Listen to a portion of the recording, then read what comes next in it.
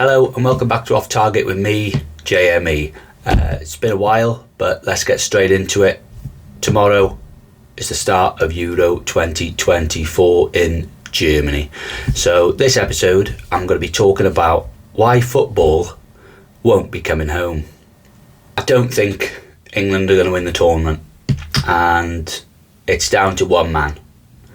And everyone knows it's the same man that has been for the past couple of tournaments, and it's Gareth Southgate. His choices and his decisions, on top of his tactics, are going to hinder England in this tournament yet again. Another major tournament, and you're going into it and you're thinking, Jesus Christ, what have you done, Gareth? The only positive I can say about Gareth is that he's made the national team a nice place to go and have a good laugh, and the squad harmony does seem to be there from what they used to have years ago with the other golden generation. But as for anything else, I feel like he has definitely taken the team as far as he can. He's never had a successful managerial career, so it still baffles me that he's still there, especially after the last Euros defeat to Italy, where they had one shot on target in the first 2 minutes, which was the goal, and they didn't have one for the rest of the match, which even went to extra time. So basically, I'm going to discuss why his decisions are going to cost England greatly this summer. So we'll go into the squad selection. The first thing you got to look at is the defence. England are lacking in that area at the moment. The rest of the team is pretty stacked. Midfield and forward line, you could say we've got some really good players there, but at the back we're struggling. No Harry Maguire, which is obviously fine because he was injured. It's unfortunate for England because whether you love him or hate him, he has done a solid job for his country. But to not take Jarrad Branthwaite in his place is baffling to me. He's 6'5" odd. He's pacey. He can play out from the back. Not only is he solid in the air defensively, but he is a threat at the opposite end for set pieces. Could pop up with a goal.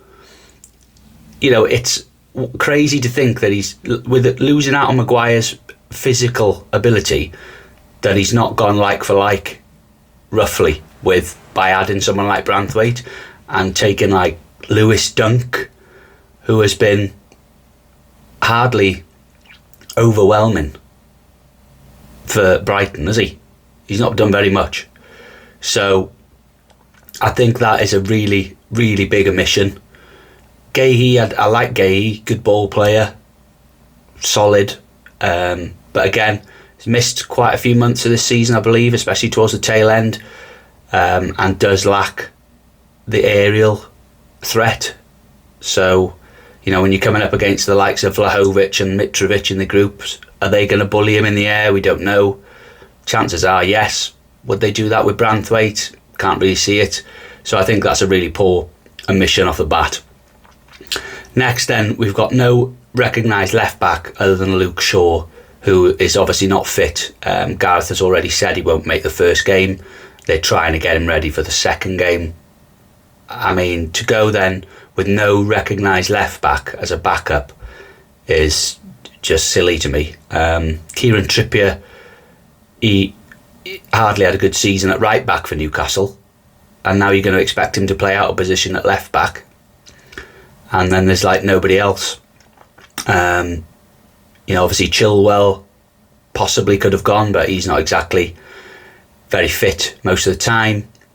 And then you've got, for me, I know Palace have already got quite a few players in the England squad, but Tyrick Mitchell, would you not take him as a backup?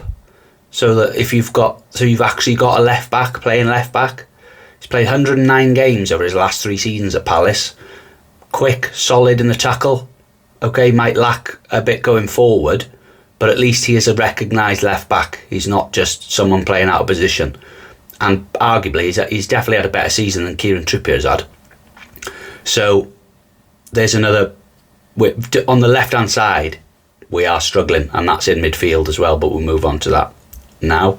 You've got Anthony Gordon, who's the only recognised left winger, as in he plays that position week in, week out. Nobody else in that team does. So you're going to be asking someone to come on who's going to play out of position again.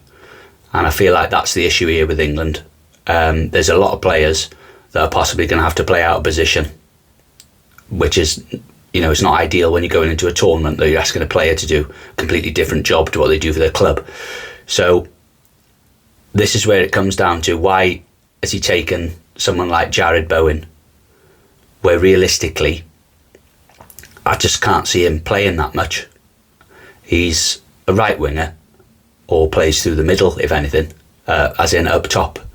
So to bring him in as maybe a possibly backup left winger seems a bit strange. You're not going to play Foden out there. If you are, then Gareth really is just something wrong with his head. But if you're taking Grealish in the provisional squad, then you should be bringing him. You should be taking him. Personally, I don't think Grealish should have been in the provisional squad. I would have given it to Rashford.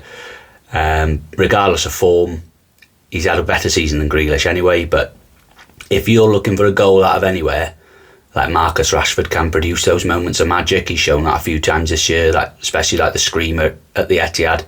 Just 30 yards, bang, it can go in. If you're looking for a goal, or you can play a ball in behind, Kane comes in deep. The only player that you've got there in the whole squad that runs in behind is Gordon. Saka sort of does it, but he's not as good or not as quick. But Rashford could be that guy who'd get in behind. So I do think it's a poor decision from Southgate not to take him.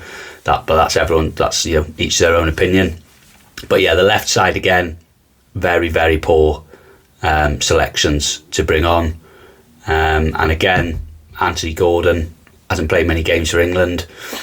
It's going to be a tough ask for him to kind of lead that position and take it on, because, like we say, without him, we are lacking on that side. Another player who's going to be played out of position is Trent Alexander-Arnold, who's listed as a centre midfielder, which to me is absolutely ridiculous. He's not a centre midfielder. He's his game for Liverpool is right back, and the occasionally drifts into centre mid, obviously, and create from there. But to sacrifice him and put him in the middle, that to me, I feel like is hanging him out to dry, especially if you come up against a half-decent team and he's playing.